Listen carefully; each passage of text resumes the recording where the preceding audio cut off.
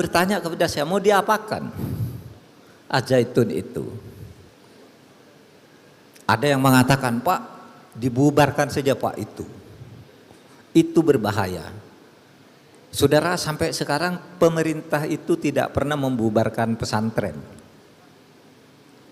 Dan saya berpikir kita jangan membuat presiden untuk membubarkan pesantren.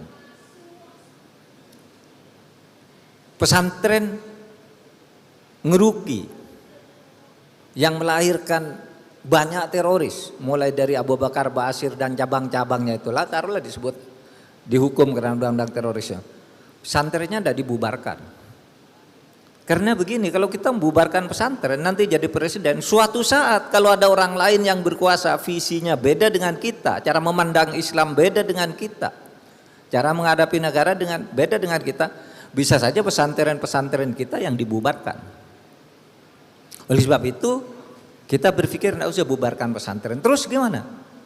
Panji Gumilangnya itu, saudara, Panji Gumilangnya itu yang kita tindak secara hukum, bukan pesantrennya.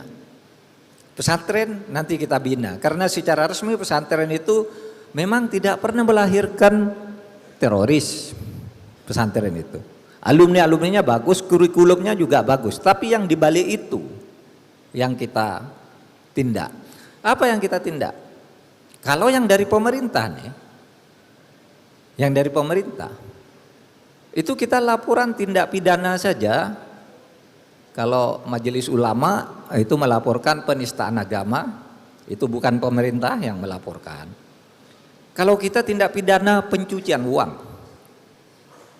pengumpulan uang diduga secara ilegal menurut saksi-saksi dan pelakunya, yang itu kemudian disamarkan seakan-akan menjadi uang halal.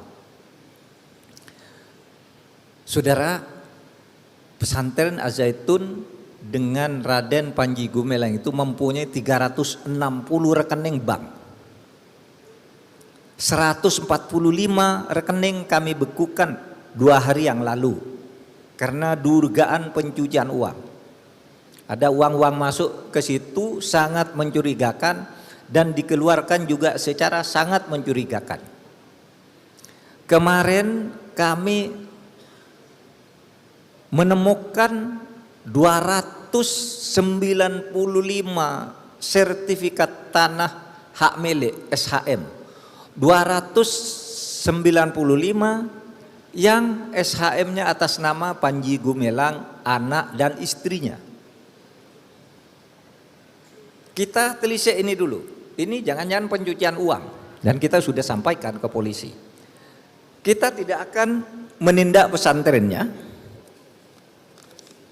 tapi kita akan menindak orangnya dalam tindak pidana. Pertama apa? Kalau pencucian uang, dana bos masuk ke rekening itu, mula-mula masuk ke institusi lalu berpindah ke orang tanpa pertanggungjawaban yang jelas menurut administrasi. Ada juga dana yang pengirimnya namanya Gubernur NII, masuk uang ke situ. Nah, itu semua yang seperti itu. Tanah-tanah juga, tanahnya tuh 1.300 hektar, sudah kami temukan dalam sehari 295 sertifikat yang dicurigai juga itu berasal dari kekayaan yayasan yang masuk ke pribadi. Nah, dalam tindak pidana seperti ini kita coba gitu. Yang dilaporkan oleh masyarakat tentang penistaan atau penodaan agama, ya biar berproses. Polisi mempunyai ukuran-ukuran hukumnya sendiri gitu untuk menentukan itu. Nah, saudara, kembali. Jadi sesudah Indonesia merdeka, kaum muslimin itu terpinggirkan